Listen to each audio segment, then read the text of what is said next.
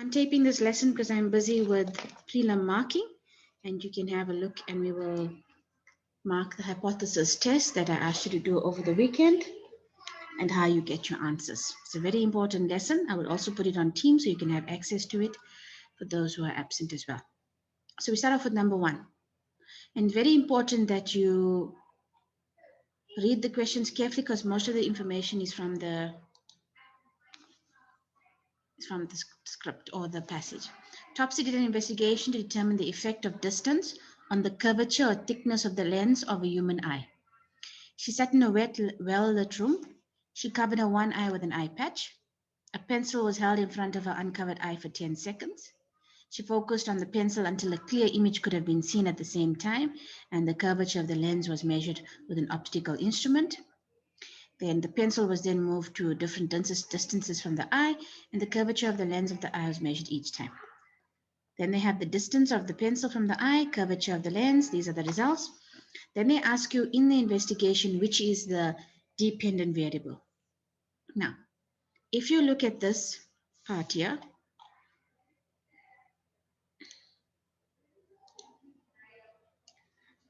this that says to determine, okay, sorry.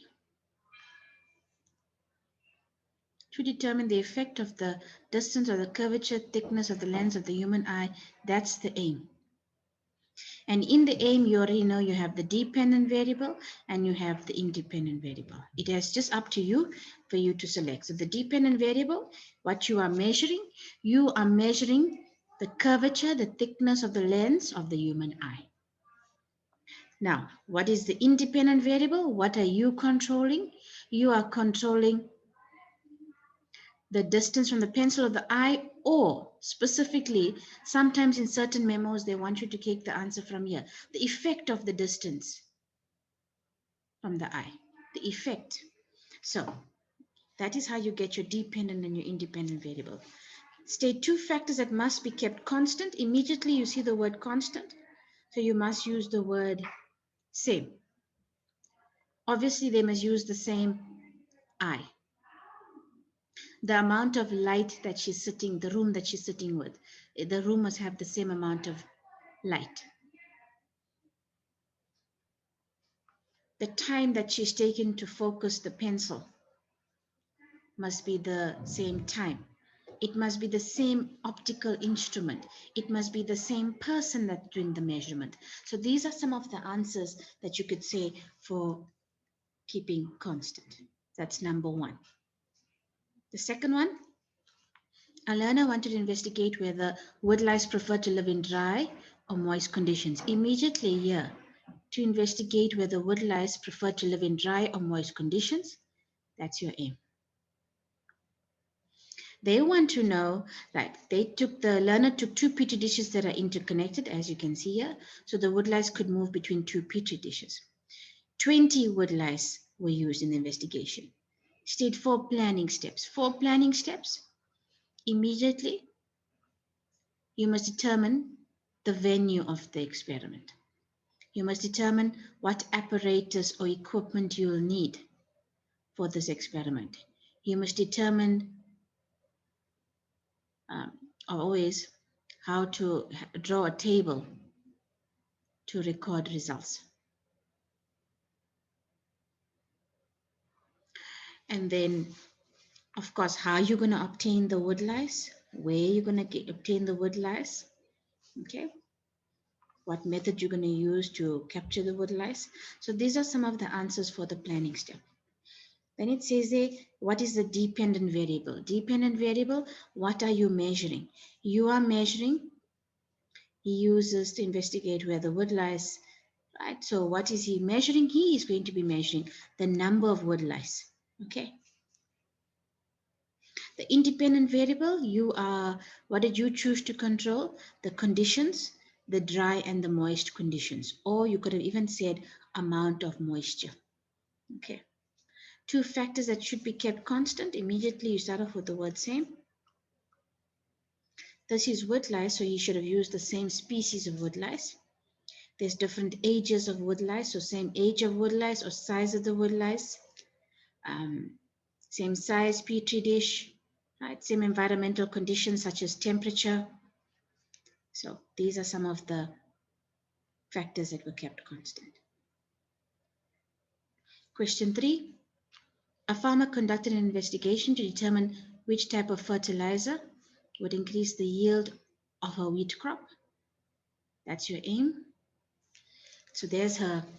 She divided her farm into 3 hectare plots and treated them as follow. So hectare A, she used no fertilizer, no type of fertilizer, no amount. Hectare B, she uses the one fertilizer that contains nitrogen and 10 kilograms. Hectare C, she used fertilizer that contains phosphorus and 10 kilograms. She planted the same type of crop, wheat, during November each year for 5 years. She used the water from the river which flows to the farm to irrigate her crop. She recorded the yield per plot for each year. The yield was measured by calculating the number of kilograms of wheat produced per hectare. What is the dependent variable? What was she measuring? She was measuring the yield of her wheat crop, which is also says here was measured also by the number of kilograms of wheat. That's also another way in which you say your dependent variable. What is the purpose of including hectare A? You guys should know by now hectare A is the control. And why she had a control? She wanted to compare the wheat that grows with fertilizer to those that don't grow with fertilizer. One way the farmer could have increased her reliability. Repeating investigation would not have worked because she did the experiment for 5 years. Increase the sample size is what she should have had. For this investigation that was carried out for more than 5 years, 3 negative effects of planting the same type of crop over and over and over. So if you plant the same crop over and over and over, what will happen is the soil will be barren, will not have any nutrients. So you'll say there decreases nutrients in the soil. It can lead to obviously soil erosion because the topsoil could be washed away, and can also lead to decrease in yield, meaning less crops. And then I also told you when you plant the same crop over and over, it will lead to an increase in pests. It'll be easy for pests to come and attack those crops. The last one is also based on content, comes out all the time, and you will have to learn it from grade 11. How excessive use of fertilizers can affect biodiversity. Biodiversity is variety of living organisms. So, firstly, fertilizers will cause algal bloom. That will be one mark. Algal bloom will block the sunlight. That will be another mark. Then there'll be no photosynthesis, so the plants will die. If no plants around, then there will be all the water organisms, fish die, and then the decomposing bacteria will accumulate. So that's how you're saying how it will affect the variety of living organisms on Earth. And that's question 3. Another question on question 3 I took was also from the matric exam. A scientist wanted to test whether a new antibiotic called novamycin could restrict the reproduction of population of bacteria which are resistant to other antibiotics. The investigation was set up as follows. The bacteria was cultured in the same type of agar medium in 20 petri dishes as the same size, divided into 2 groups. Agar is like a jelly. So you have a petri dish with like a jelly that you culture or grow the bacteria in. Group 1, they used 10 petri dishes with novamycin. And group 2, with the same concentration. Group 2, they used 10 petri dishes with no treatment. The petri dishes were incubated under the same conditions. If you turn around and look at my back class, you'll see there's a blue box in the corner. That's an incubator. And the diameter of the area where no bacteria grew was measured for each petri dish. So this with the lines is bacterial growth. That is no bacterial growth, and that's the novamycin. For each of the following, they wanted the dependent variable. The dependent variable is what would you actually be measuring? You would actually be measuring the growth of the bacteria. Okay, 3 factors that should be kept constant. Again, we always start off with the word same. Now, I know you're going to say same species of bacteria, but when it comes to bacteria, they're not the same species, they are the same strains. So you must have the same strain of the bacteria. You must have the same amount of the bacteria, same amount of agar, the same instrument, the same person measuring. Okay. So these are some of the factors that were kept constant. Why did the scientists use more than one petri dish? Of course, to increase reliability. What's the purpose of 2? Group 2 is the control. You want to compare how the bacteria grows without the novomycin treatment and with the novomycin treatment. A similar experiment was done in the cultured bacteria where it was divided into 5 groups. These groups were then treated with different concentrations of novomycin, and they want for you to formulate a hypothesis. Now, what will you be measuring? You will be measuring the bacterial growth.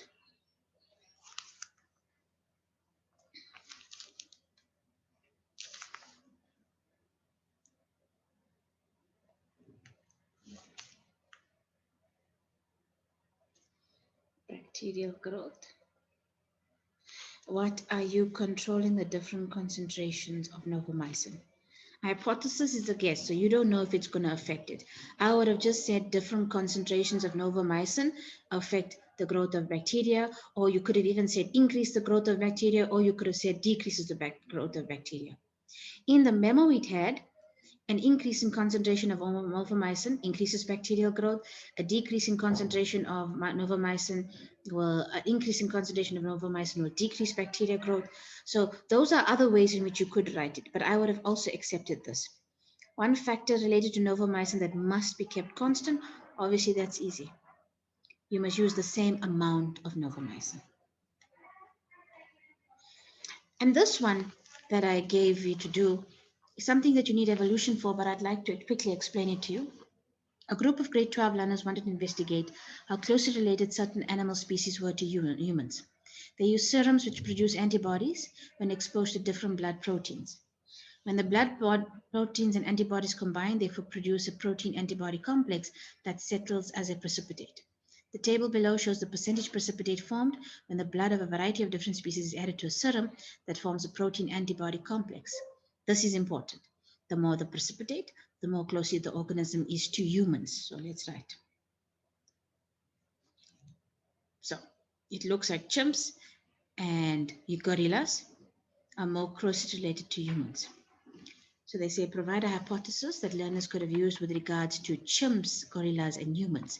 So from here you can see chimps and gorillas are more closely related to humans. I chose this because this is the first hypothesis where they were specific. Yeah, they're asking about chimps, gorillas, and humans. So you look at these two, they are closely related. They have the closest precipitate percentage, and then you compare them. So chimps and gorillas are closely related to humans, or you could have said they're not closely related to humans. I would have said they are closely related because it's true, right? Use the information to determine which animal is leastly closely related to humans. A pig is most closely related to humans. B would have been a chimpanzee.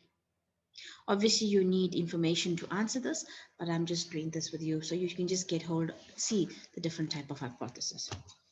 Thank you, ladies. Now you mark your work and then you go over your osmosis practical as well and make sure you master this work. Thank you.